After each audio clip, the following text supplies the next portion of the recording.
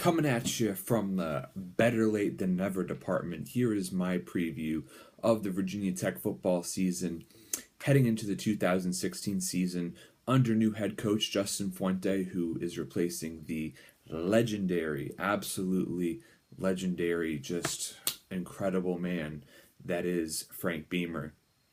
Can't say enough about what Frank Beamer did for the program, and the university as a whole. Just a great man and a great coach, just who means so much to so many people. And now it is time for a new era with Justin Fuente, as I said, taking over, coming in from Memphis University, where a lot of people will know him for the great work that he did mentoring quarterback Paxton Lynch, who came in as a two-star quarterback and is now on the reigning Super Bowl champion Denver Broncos. But now let's talk about Virginia Tech and the situation at quarterback with the Hokies. Start things off. Last year was tough, seeing Michael Brewer go down in the first game of the season against Ohio State, the clear-cut starter, and we now know why. It was because no one was anywhere near his level. Brendan Motley, a solid running quarterback, just could not throw the ball. He was a disaster far too many times, just could not trust his arm. And it showed, It was just time after time, head scratcher after head scratcher. He just could not start. Was no surprise to see Fuente bring in Gerard Evans, the number one JUCO quarterback in the nation. He's been named the starter for the opening game. And Fuente has said that multiple quarterbacks will get playing time, and I understand where he's coming from there. But at the same time, the old saying, if you have two quarterbacks, you have no quarterbacks. And if I was Fuente, I would probably put Josh Jackson ahead of Motley on the depth chart, but I'm not a coach. It's up to him, obviously. Jackson is a freshman, but I have heard that he's performed well in practices. Now, the running back situation might be a bit of a change now because, of course, Fuente is implementing the spread offense, so Hokie fans should expect to see a more pass-heavy attack. But in the backfield, there are options aplenty. The first one I need to mention is Trayvon McMillan. Now, McMillan is not necessarily the biggest back, but man, he can run, he can cut, he is elusive and slippery. He had over 1,000 yards rushing as a freshman, 7 touchdowns, and I really think he's going to be playing on Sundays. I love Trayvon McMillan and the way he runs.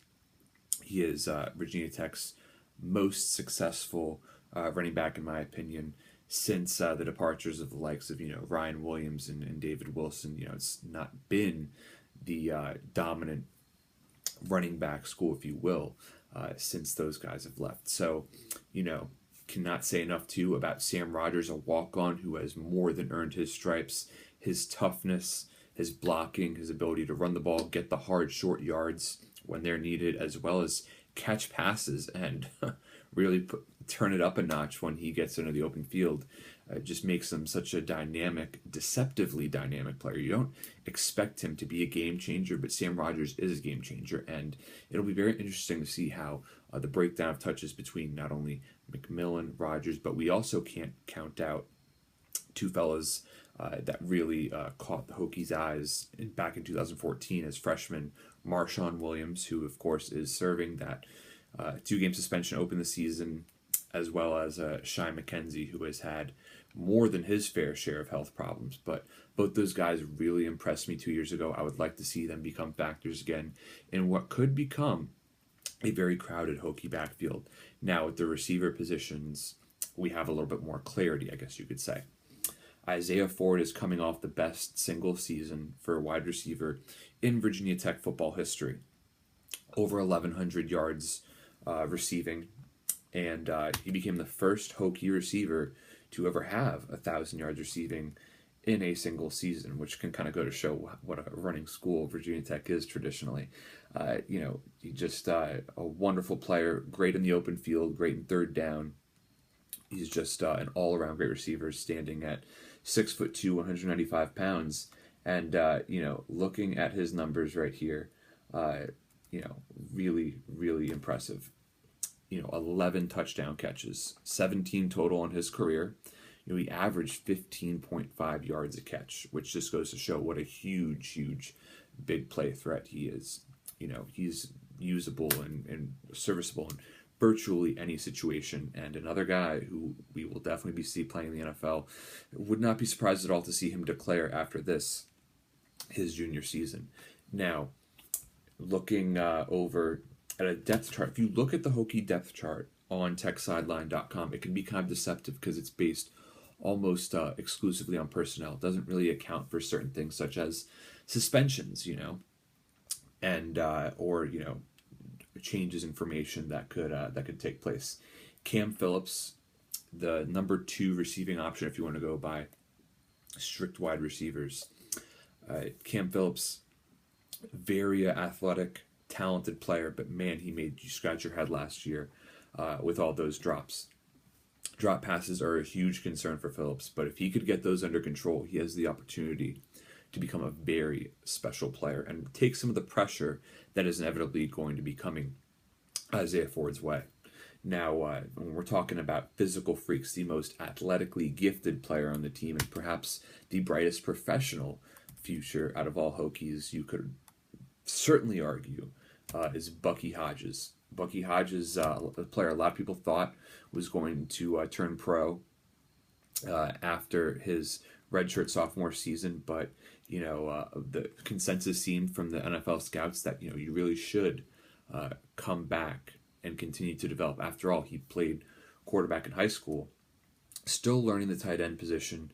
He had 530 receiving yards last year and has over 1,000 total on his career with 13 touchdown catches to date.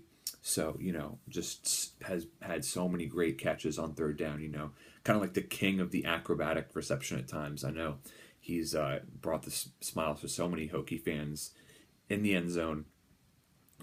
He's going to have a very interesting role this year because he's going to be split out wide. He's listed as wide receiver on the depth chart, believe it or not. And, but at the same time, he, of course, will line up a tight end as well. Or at least, maybe not of course is the right frame of phrasing it when we're talking about the spread offense. But there's no doubt that Bucky Hodges will play a huge role in the Hokie offense this season. Meanwhile, you look at the depth chart in terms of the technical tight end position, strictly tight end, we have Chris Cunningham coming into the fold along with Xavier Burke, 2 redshirt freshmen. So should be interesting to see how they make their way in. And also got to give a shout out to the best name in college football, Divine Diablo. He is coming in as a true freshman, a very highly touted player. Let's see if he can bring glory to Hokie football.